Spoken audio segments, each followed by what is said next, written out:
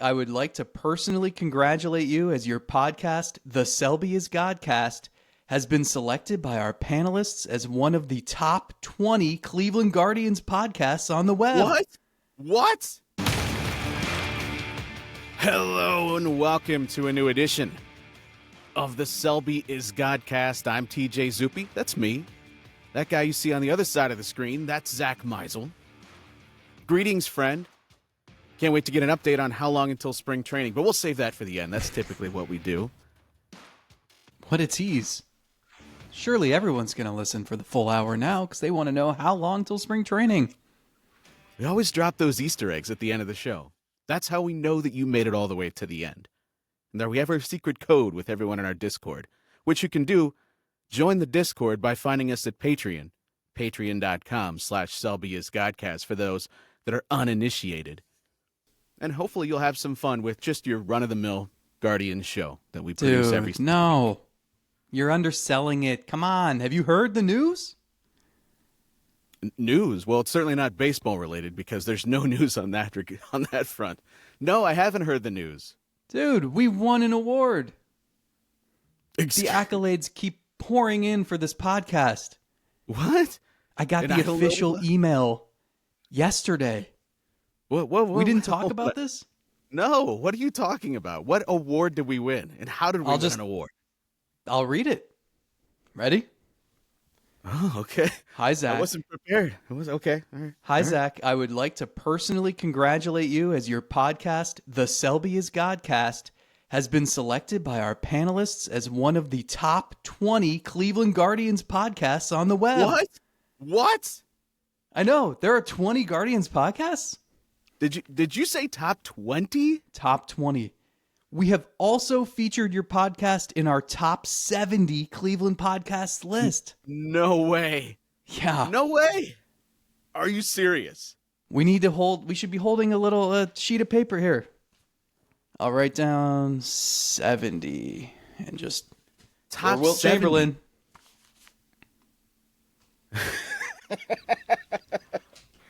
God, I hope we're number 69. There are 70 podcasts in Cleveland, and we're 20 of them them? are Guardians related, at least.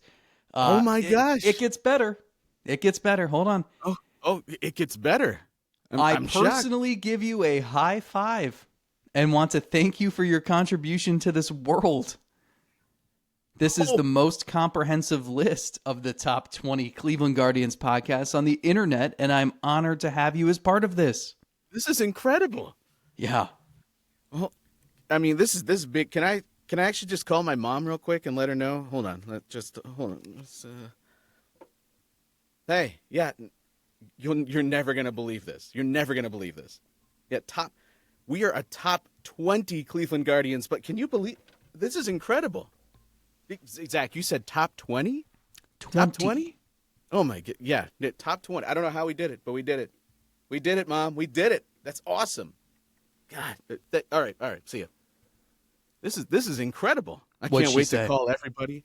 She is so enthusiastic. She's going to call all the relatives. She's going to let them all know. She's going to put a Facebook post together. She said it's going to be fantastic. Top 20 and top 70 in Cleveland. Yeah. This is a big deal. Well, there are at least like 150 Browns podcasts, so that's actually that's not bad. You know what? You are right. We are underselling this. I think we need to do a new you know what? Let's back it up. Beep, beep, beep. It's a Seinfeld reference for those that might recognize it. Let's do this all over again. Let's pretend we're starting it all over. Okay, ready? We're gonna do this again. The Selby is Godcast, a top 20 Cleveland Guardians podcast and top 70 Cleveland podcast. Give us a high five and acknowledge our contribution to this world. Damn straight you better. Every Oh, show you're out of control. acknowledge. And we have new artwork. Don't we have a new logo? We're working on that. The Discorders are kind of divided on that. That's another beautiful thing about joining the Discord. You get to help make major show decisions and laugh at the things that I contribute. Not laughing with me, laughing at me. I can assure you. How could we even land this? What do we even do Like, Zach, I feel like today is a big show. We need to establish why we are such a legitimate top 20 and top 70 Cleveland podcast. What could it be? If someone is just joining us for the first time, they don't know what we do. Why, Zach? Why would they listen to us on a show like today? Well, let's see. Do you think it's because we screamed at each other in December about off-season trades? Yeah, maybe. Do you think it's because I just kick your ass year after year in our annual war draft? Why? Why do you got to bring that up? Why you got to do that? Your positivity and you're still being a jerk. I think it's because of all your AI songs. Could be that too. The logos that I came up with were all AI created because I have no way of actually making a logo. I'm not good at that. Barely good enough at putting together this show. And everyone said we should come up with someone in real life, a real person should come up with a logo for the show because this show's so good. This is what they said in the Discord. The show's so good that it's worthy of someone actually making the real logo. And I would say, hold on, like 3/4 of the show is actually AI produced. I think AI logo would kind of go with the theme here. This is what happens when it's late January and there's not much to talk about. Huh? No, we blame you. I blame you, Guardians. You're probably wondering where we're going with all this. But we actually have like tangible content to discuss today. Once again, this has been a nice to know. Okay, share. I mean, I was in the same room as the manager of the Cleveland Guardians 24 hours ago. Oh, that's right. Yeah, that's right. There must he was have been asking something questions massive about baseball players. Like, we can talk about some of his answers. And I haven't heard anything that came out of that. This will be all new for me. What does that tell you? If you haven't heard anything, what conclusion are you drawing? That nothing interesting was said? Everyone was kind enough to wait until we did this show before they wrote their articles? Mm-hmm. I would guess that's probably it. It was an embargo until you hit publish. Thank you. Steve, you better acknowledge our contributions to this world. All right, well, what do you want to do with said comments from the manager of the Cleveland Guardians? Yeah, so I was thinking, here's a little spoiler. We're about 2 weeks away from spring training. Oh, jeez. Don't even stay till the end now. And, you know, you get hit over the head with everyone is like the biggest curmudgeon in the world, and we're all ranting about the offseason, TV deals and the Dodgers and Guardians payroll Dolans and bad moves and who's going to hit cleanup and blah, blah, blah, all the stuff that we've been yelling about for months. And then you see that first picture or you see that first video of like Jose Ramirez giving Carlos Santana a wet willy. And you're like, oh, we're back. And then hope springs eternal. You hear the pop of the baseball in the mitt, and you're just like, all my worries are gone. I'm here for this. Let's go. There's sunshine. It's spring. It's here. Hope springs eternal. And every player is in the best shape of their lives, right? And you're never in spring training thinking like, well, this guy's probably I just have a weird feeling he's gonna have a rotten season. You're never thinking that. We're just conditioned to think every player is going to hit their best case scenario because spring is a time of optimism. But what about 2 weeks before spring training? How about that? Show me another podcast ranked in the top 20 that's going to give you pre-spring best shape of their lives intel. That's right. We're looking at you, Justin and Jeff. Huh? You got this on Locked On, huh? Name drop them. We ain't scared. No, love those guys. Are you doing a promo right now? I better, because I think I told Justin that I might be popping in for something they're doing soon. So he needs to remind me. He needs to remind me. We didn't talk about that. I don't know. You have a non-compete. So I want to relay some of what the manager said about certain players, and you give me where it rates on your pre-spring optimism, best shape of their lives, everything is fine and dandy meter. Do you have a sounder for that? I have nothing for that. No. Okay. It was way too lengthy. So you're going to give me a statement that Stephen Vogt said about a player, and then I'm going to determine. How excited does it make you? Okay. Like, are you hearing Okay. that and you're saying like, oh man, this player is gonna Okay. bust out and have an awesome season, or Okay. is it I get it. rolling my eyes? This is just spring lip service. I'm seeing right through this. I get it, and I like it. Hopefully, I can stop being so surly like I've been the first 10 minutes of this show. So, yeah, let's get into something here. Give me the first one. All right, let's talk about a guy who I think you're really excited to watch this year, and that's Luis Ortiz. You know, they traded for him. We all argued about Andres Gimenez, and we more so, I think, argued about payroll being opportunistic and upgrading the roster in the present. Like, I can still believe in what I ranted about that trade and also be really intrigued to watch Ortiz this year. Is that fair?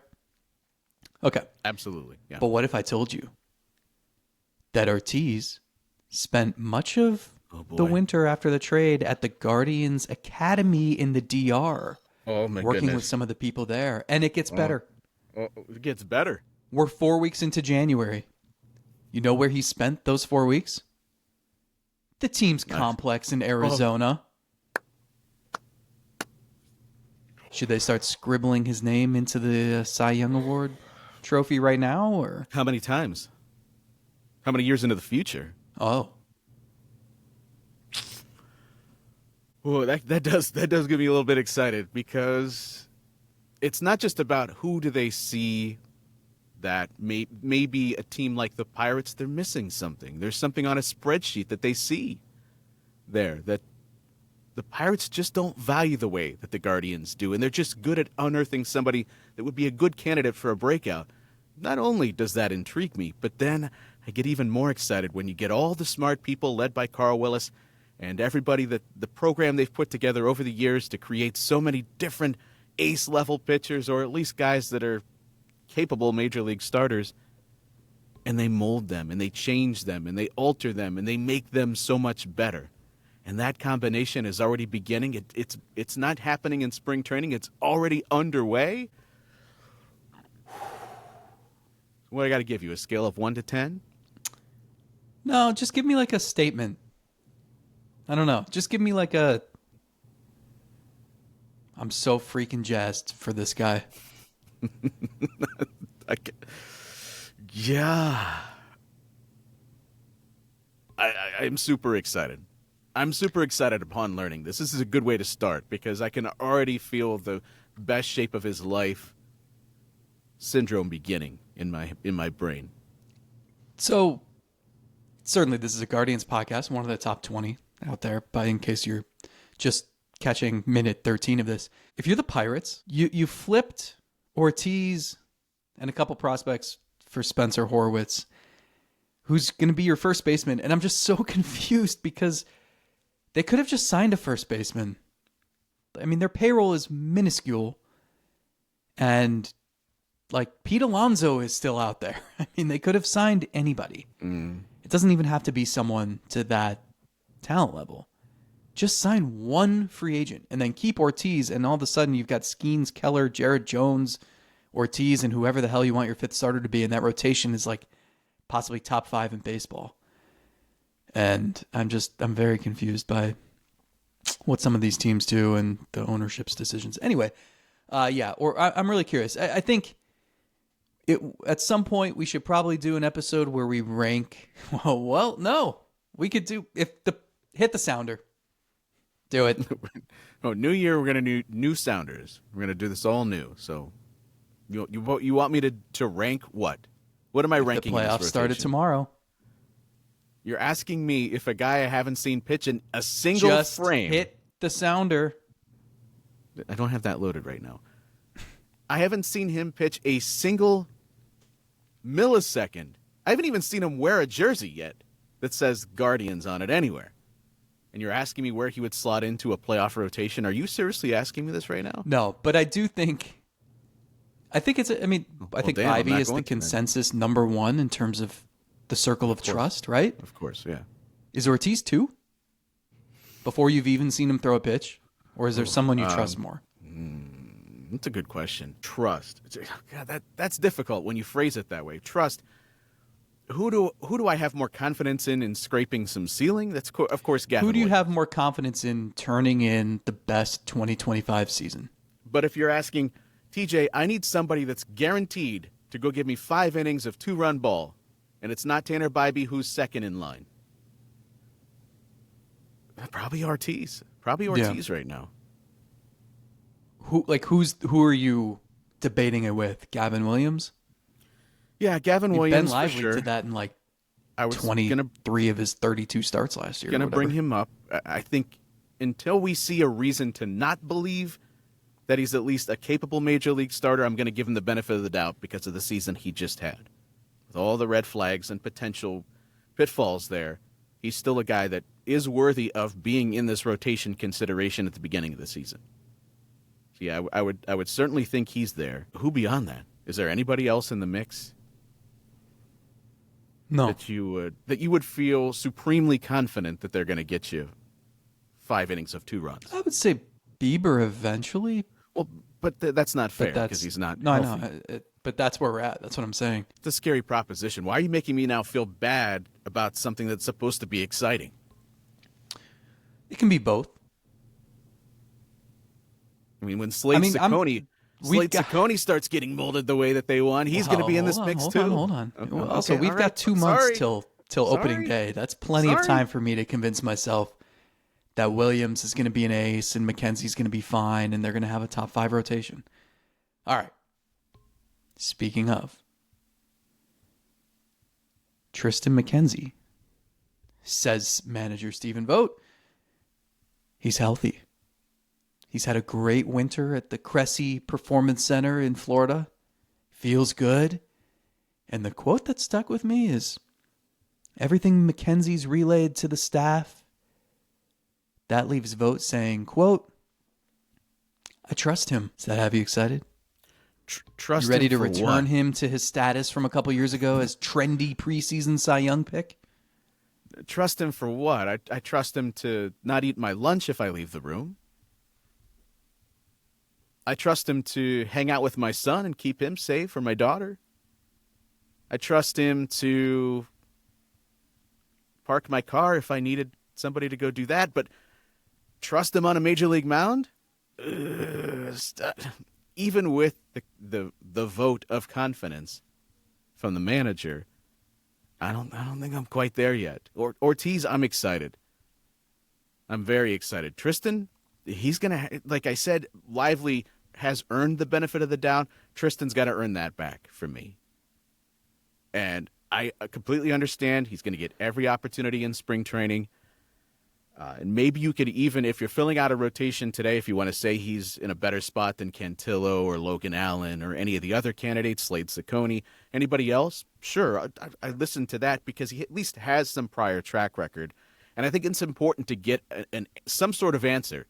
Even if it's at the beginning of spring training, you need to get some sort of answer because I want to be able to either move on from him or put him in a bullpen role or do something and then move further down the depth chart here, and that's going to need to come initially. So, yeah, you're giving him every opportunity. But I just, as we've talked about many times before, Zach, I can't mentally put him into any plans I have for 2025. He just has to surprise me.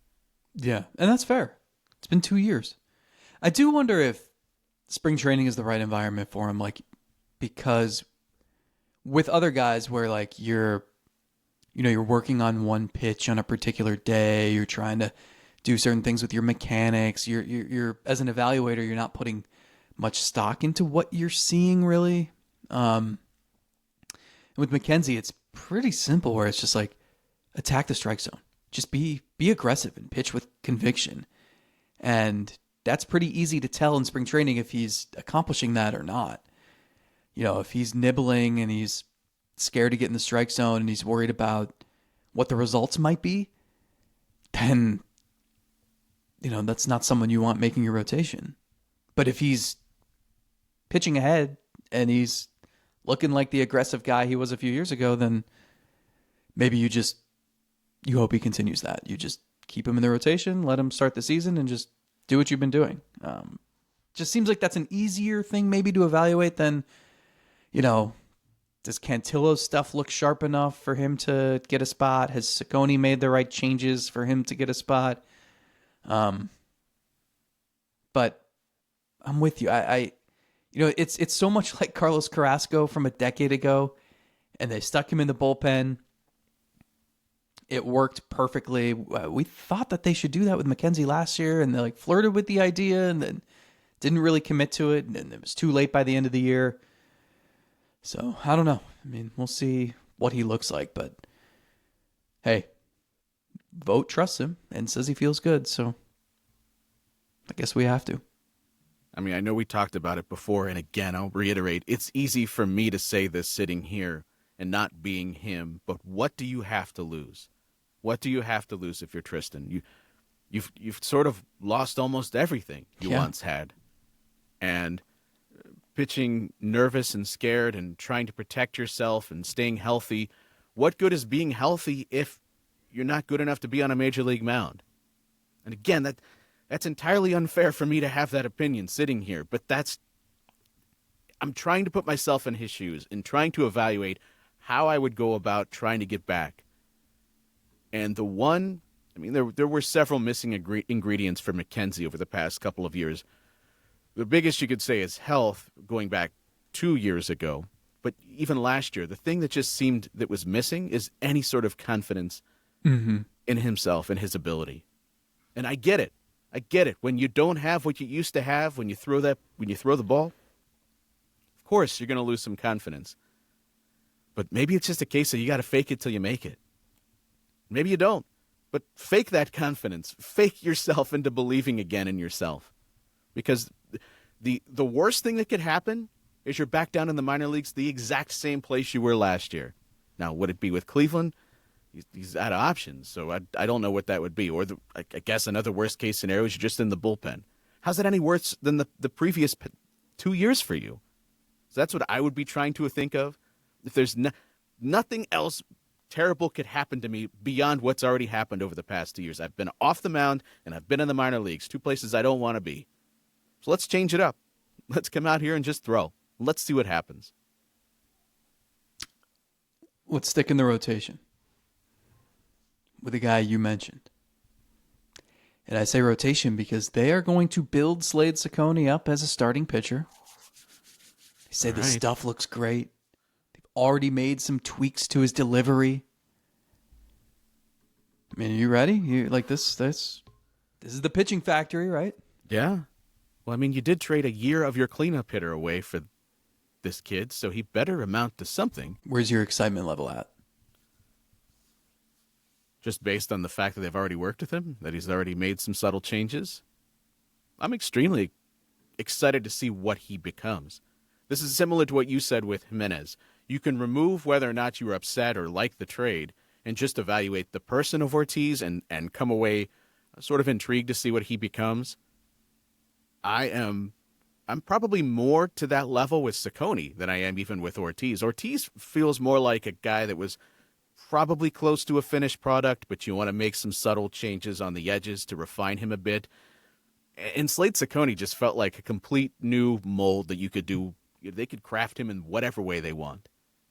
If you want to go back and rebuild the whole thing, you could do that. Or if you want to make just some subtle changes, you could do that too. But he feels a little bit more like a project that they could have some fun with. And so I'm super eager, taking away whatever frustration I felt of trading away the cleanup hitter for a year and saying, I'm really excited to see this group work with a kid like this that has some prospect pedigree in the past and even turned in some semi-intriguing things under the surface last year. It was just, it didn't all work together to make him a total competent starting pitcher.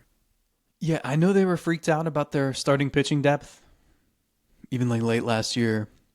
And now you look at it and, AAA to start the season, you could have not just some depth, but depth on different timelines where like Cantillo got a decent look last year and we saw him really good. We saw him really shaky. And what does he do over the offseason to get himself ready to maybe shoulder more of a load in the rotation if he's needed. So he's, like I did a roster projection this week on The Athletic, and like I have him starting at AAA, but he could be the first guy up, right? You could have Ciccone, who has a little bit of major league experience, and yet like you want to, like you said, like make some changes, maybe go pitch in AAA and for a little bit and see how those changes take effect. Logan Allen, kind of similar, where like he's been up and down, and so you have a few guys who you could turn to when you need. Doug Nikhazy hasn't debuted yet, but he's on the 40-man roster now. Obviously, you get Bieber back mid-season. So there are options, and they're very different pitchers, and they're guys on different timelines working on different things, which can help too. So nobody should be like bored in AAA, and you should all be motivated and have things to work on. So there is some depth, and that doesn't mean it's all guaranteed to work out. Like there's one, maybe two guys who, as we said, you feel like you can trust, and everybody else is a question mark. But at least you're not turning to Carlos Carrasco to answer these questions. At least you're not turning to like bullpen games, right? So you hope that takes some burden away from the bullpen, and you're in a better spot, I think, with the starting pitching than they maybe thought they would be. I would much rather be calling up kids that are 23, 24, 25 with still some room for growth and changes as opposed to a 33, 34, 35-year-old washed-up starter that you're just trying to squeeze the last bit of juice out of. And for Ciccone, we talked about it when they acquired him. It's a guy that comes over with 3 above-average pitches in terms of stuff plus. The slider was a 117 stuff plus, and then the curve and the change were just slightly above average. And the fastball was below average, but it wasn't awful. It was 95, so maybe just with some subtle changes there, you could get that up. So you're already talking about a guy that had no success in terms of run prevention, a 6.66 ERA. Yikes. But under the hood, and this team married together, you like it. So let's shift to the bullpen. It's been less than a week since they signed Paul Sewald, your boy. And already, assistant pitching coach Joe Torres and he have put their brains together and come up with some tweaks to the delivery. How can we refine this so that he's back to his 2021 to 2023 self? Does that have you excited? This is a guy who, it's not just like, hey, he was a good reliever, and I think people have just said, well, he was the closer for a World Series team, and hitters hit 177 against him in that 3-year span. I mean, that is really noteworthy here.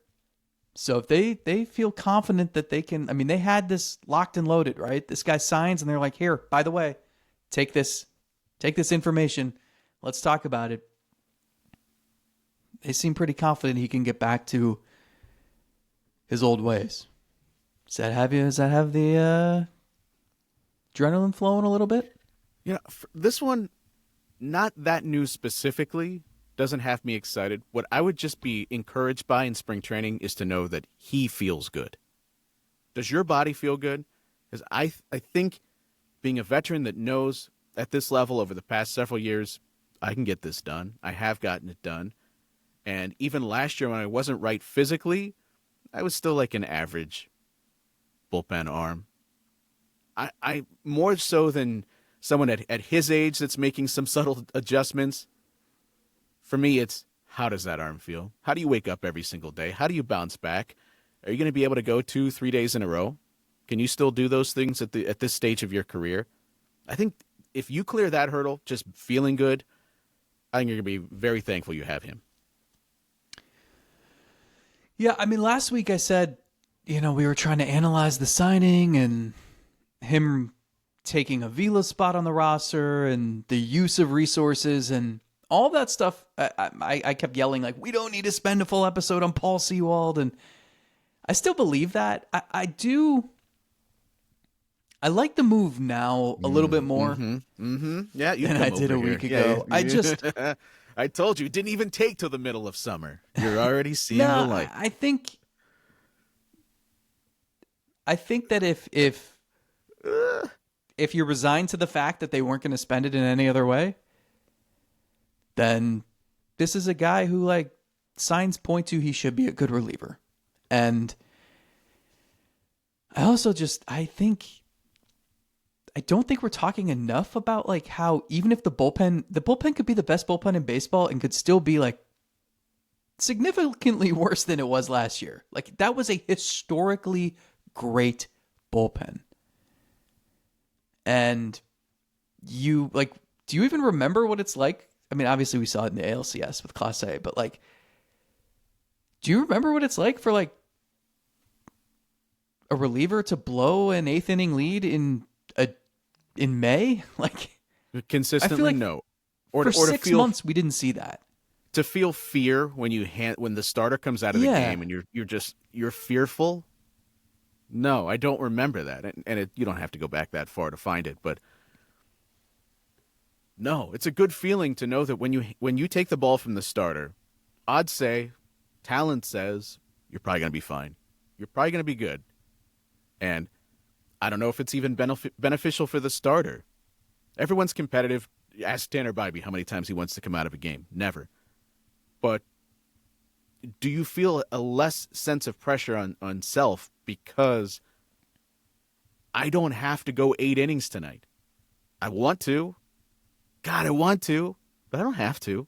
And if you come take the ball from me, okay, fine. I like the guys that are coming out of that bullpen. I don't know. I don't remember what those days were like. Yeah, and I just think Cade Smith had never pitched in the majors. Hunter Gaddis had never been a reliever. Tim Herron had never pitched a full season in the majors. And those guys from day one were key members of the bullpen and then pitched to the 3rd week of October. And for the last month, they were pitching every game. So they're going to bring them along a little cautiously in spring training. And then once it gets to the regular season, like, it'll be full go. But I don't know. There's risk. Like, these guys were pushed to their limits last year. You don't know how they're going to bounce back. You don't know, like, was it too much? So just having that safeguard helps, I think. You know, it's also, like, I think Walters has great stuff, but if he's your number 6 reliever instead of your number 5 reliever, that's great. So I don't think it was the most pressing issue. But again, like, if they weren't going to spend the money any other way, fine. Go get one of the better relievers who is still left. Well, that doesn't make it acceptable, but you should still spend money. Right. I think, and that was our point in that show.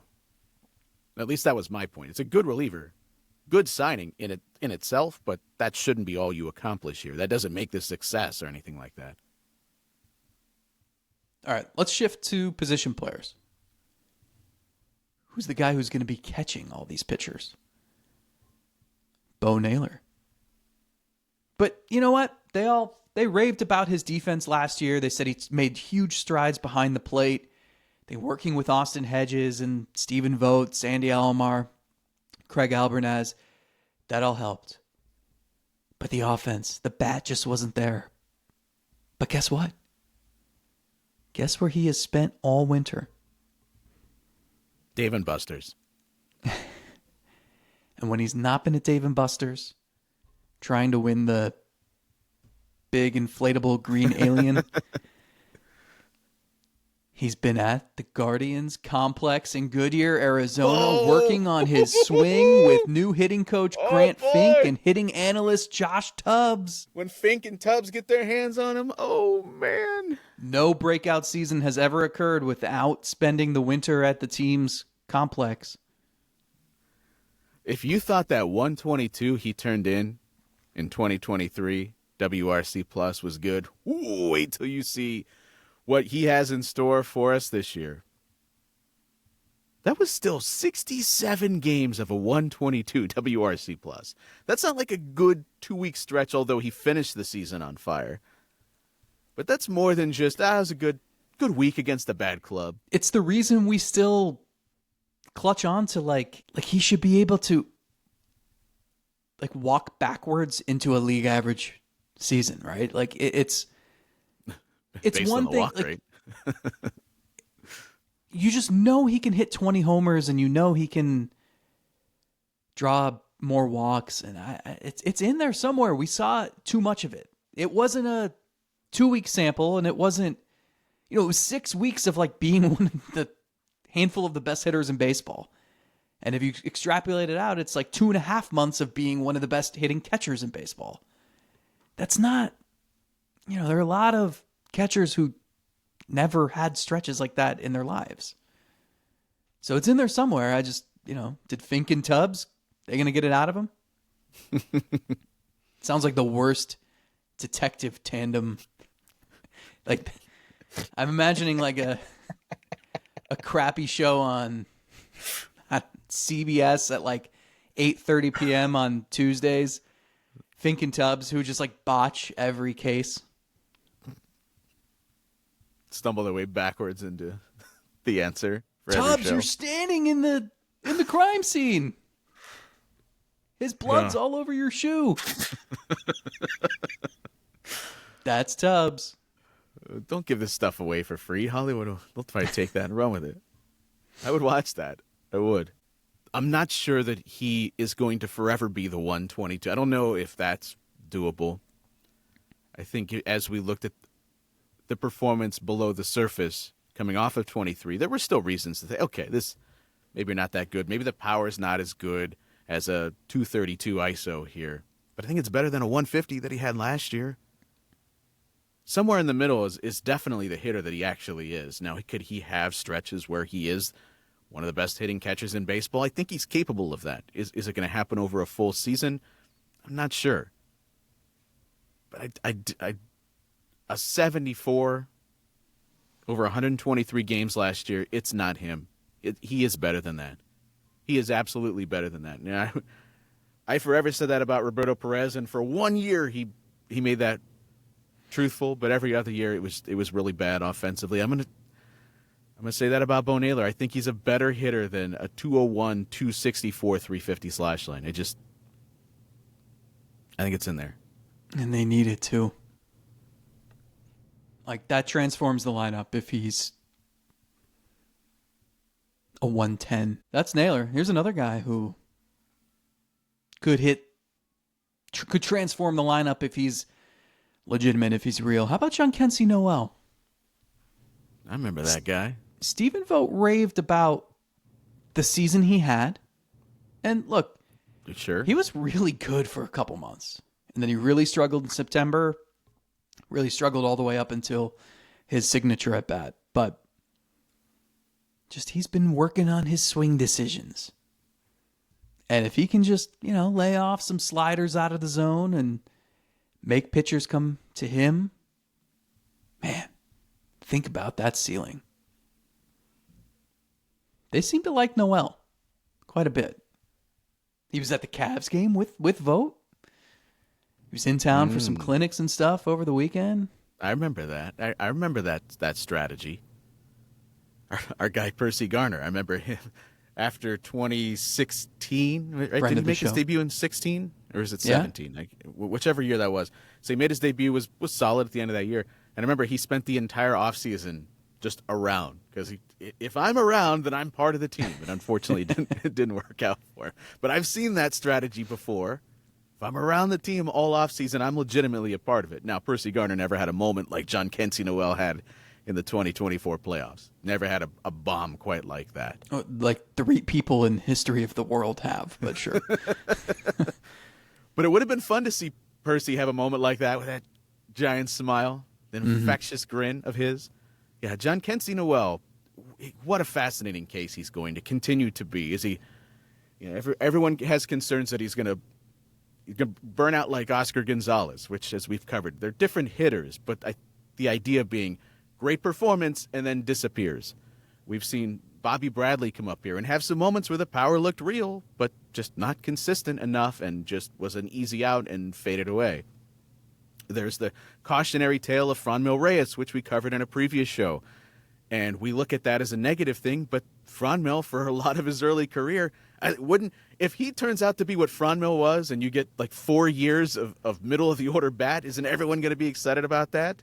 Well, and that's like, there's going to be a sleepy morning in spring training on like February 21st when Noel is just peppering the scoreboard on a backfield during batting practice, and some idiot is going to just proclaim, this dude's hitting 40 homers. It's happening.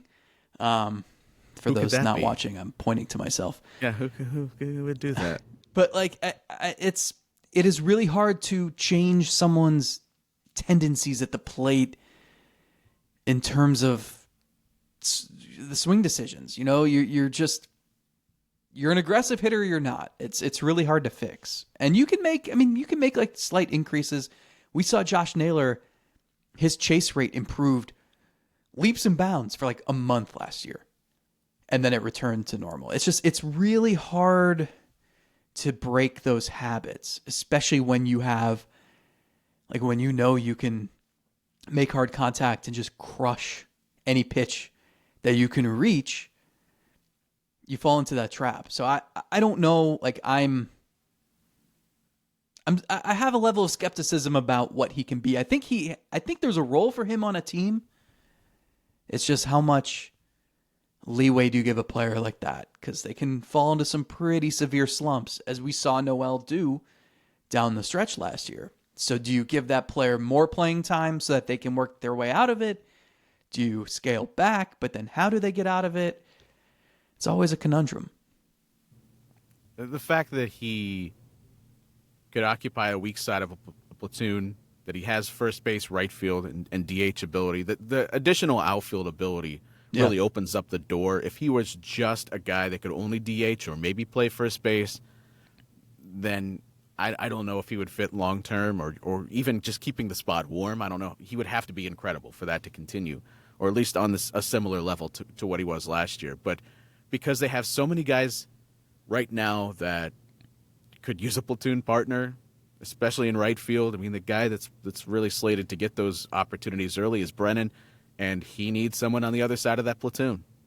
That it's a natural fit with Noel, and you're gonna right now you're gonna ride the hotter hand there. If Noel heats up and is just crushing it, and Brennan's not, then Noel's gonna eat more into that playing time. The problem is you are asking that combination to be like your third, fourth best hitter. I don't know. And there's just so much uncertainty with what Noel's skill set is. I mean, I understand he's going to strike out. Could you just make a little bit better decisions? Or could you just survive in enough at-bats that you live to see the mistake? Mm-hmm. And then I don't have any. If somebody hangs something to him, he's going to pulverize it. But can you get yourself into a position to earn those pitches, that you make life difficult enough that you're not constantly swinging at pitches that would hit any left-handed hitter in the ankle? Separate from all that, he just seems like such a great dude. Sure. Always smiling. You can tell he's soaking up every moment of this. And I know, I remember he had like that. He was at low A, and remember, he had to be on the 40-man roster really early. I think he was 20. And sometimes that can hurt a player because your clock's really starting then. And then he was moving his way up, and like he wasn't having the success that he had earlier, and like there were questions about whether this guy was going to be just a roster casualty at some point. And talk about a guy who capitalized on his opportunity. He carried them at points last season, so they'll need him. They need this other guy too. Last one. Brian Rocchio. Stephen Vogt said he, quote, could've, should've won a Gold Glove. Wow. Not based on the postseason, but okay. Said he's had a great winter, working hard on being more consistent at the plate and in the field. What? What's your level of... Has anyone ever tried that before? Just be more consistent? I love when you ask players... I mean, I hate the line of questioning. It's lazy reporting, but players always get asked in spring training, so what's there one thing you wanted to work on this winter? And then because it's a lazy question, the player always replies, I just wanted to get better at every facet of my game. Like, whoa. You weren't just focusing on one thing, you were focusing on like 10 things? You're due for an awesome season. But you know what? Like, we're joking around about it, but with Rocchio, at least defensively, I think there's some truth here to just being consistent play to play. You said the Gold Glove was possible, or maybe even should have been even a finalist for that. And if you're looking at that. The manager said that. Sorry, I'm saying general you. 11 defensive runs saved, so there's at least one metric there that thinks good player defensively. Certainly not someone that's taking away value. But we also saw in the postseason there were plays where he screwed up. There were plays where it was either a mental mistake or a physical mistake, and it hurt them critically. And you see that sometimes with good young players, that it's not, yes, they can turn in the amazing highlight level play, and that is incredible. But do you catch every single ball that's hit to you? Do you make sure you're always in the right place in the field? Do you avoid making the critical mistake? Because if you ask me whether you would rather have a guy that catches everything but just doesn't move around a lot, or a guy that makes spectacular plays but also makes incredibly terrible plays that hurts you, I think I'd go with the guy that just makes every steady play as opposed to the guy that makes the flashy ones, because the flashy ones you weren't supposed to make. But you sure better make every single just normal pop-up, turn the double play. All those plays need to be made. So consistency. This is something that McKenzie talked about years ago. It wasn't so much that I need to make sure certain pitches are really good. I need to make sure every pitch I throw is 100% me. It's 100% my quality. That's what I need to be ensuring, because it only takes one that's coming in at 70% of what it should be, and that's the 3-run home run. And in the case of Rocchio, the consistency, play to play, making sure you're mentally in it. And it's something that comes with mental maturity, I'm sure, for younger players too. And maybe learning from the moment of, God, it felt terrible to realize I'm standing here in Yankee Stadium making stupid defensive plays because I know I'm better than this. You and I, Zach, we know he's better than that defensively. So I'm talking myself into some excitement for him realizing consistency, especially in the fielding aspect, is going to be very big for him. I think we forget, because he was pretty much the starter from start to finish last year, that he was a rookie. And I've been harsh. I've been critical because I didn't think his offensive performance was good enough to be banking on him like the way they're going to be banking on him this year. But I can also feel that way and think, you know what? I thought he was really good defensively. And I think what you're talking about is fixable. The question I have is offense.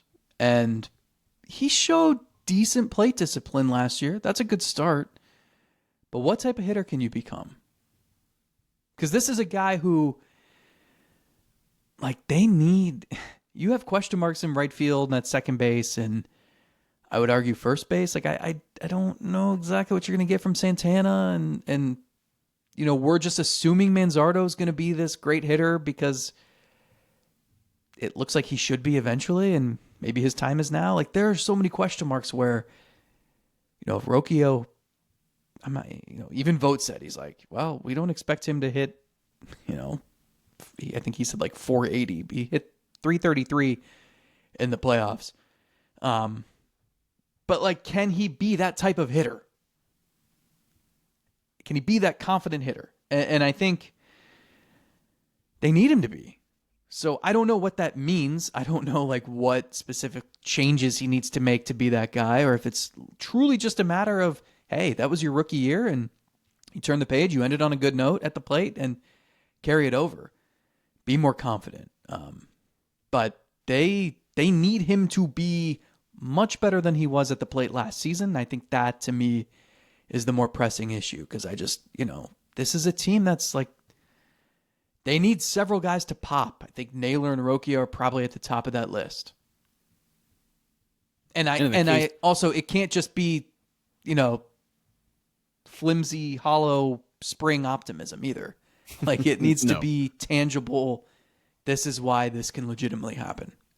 Well, I mean, Rocchio needs to prove why he was at one time one of the best prospects in the organization and a top 100 prospect in baseball. People thought, yes, this is someone that is worthy of those accolades. And this is someone that, going back even a couple of years ago, you and I both dreamed of what he could become at the level, and we're looking at him have success at a young age at every level he was at and thinking, what does that look like in the future? And in his age 23 season, it wasn't great, but you saw signs. You saw just glimpses of the player that we occasionally saw coming through the minor leagues, and that people would tell you this is someone to keep an eye on. He's a 79 WRC plus last year. Where does he have to get for him to not even be on the radar of us discussing him offensively? That is, I know you don't like the term acceptable, but where does he have to get that it's not necessarily a problem offensively? I mean, I'm going to set that standard pretty high. Honestly, I 95, 100. Because here's the thing. That's sadly we're saying 5% below average is pretty high. I mean, that is a big jump, 79 to 95. I mean, I want to say 100. Jimenez was the safeguard. If Rocchio, if he's a bust, you could have always moved Jimenez to short and inserted whoever you want at second base until Bazana's ready.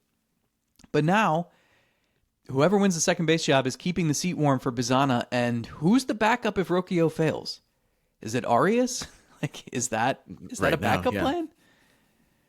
You know, I don't think they see Freeman as a long-term shortstop. I don't think they see Martinez as a long-term shortstop. I don't think they see Schneemann as a long-term shortstop. So, you know, is it Angel Hanau? Like, there are questions on where he winds up defensively. Like, they have put a lot of their eggs into Rocchio's basket here. So, you know, maybe I'll say 100. Like, I think he's got to be a capable hitter. He's got to be someone who, this isn't the Miles Straw, Austin Hedges thing. You can't just be like, well, Rocchio is good defensively and he'll hit ninth. No. Can't take zeros from that. You can't do that. The offense is not good in its total for you to take a complete zero at a position. He did not have a single month last year of an OPS of 700. So it until the most important month. Correct. And I give him credit for that. And we talked about how, like, someone told me they really believed that clearing the slate, starting 0 for 0, played a big role for him. And that he could lean on the winter ball experience from the year before. His team won the title, and those pressure-packed moments, like, they weren't too daunting for him. And he lived up to all of that. Now go do it on April 18th when it's 43 degrees out and there's 7,000 fans in the stands. I tell you what, all of this insight, you're not going to get that anywhere else. The Selby is Godcast, a top 20 Cleveland Guardians podcast and top 70 Cleveland podcast. Yes. Give us a high five you might and get acknowledge our contribution to this world. You might get on one of 19 other Cleveland Guardians podcasts, but that's it. Thank you for those accolades. That's a big deal. Top 20? It completely changed my outlook on the rest of the day. I'm just going to walk around. Should we get shirts made? On, man. Yes. Top 70 Cleveland podcasts.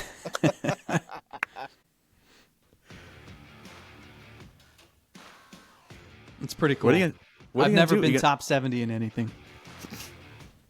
Says the top sports writer in all of Ohio. Shove that off the mantle. That actually, can we get hardware? I could put it, I don't know, next to Surf and Sizemore. It would be amazing. There has to be somebody out there that wants to partner with the show, right? Winking Lizard, you just opened a new location. They don't I know you've got money. They don't make awards. Why would they make an award? No, but although just partner with us. Sponsor the segment we do every year on our hot takes. It's coming up. Come on.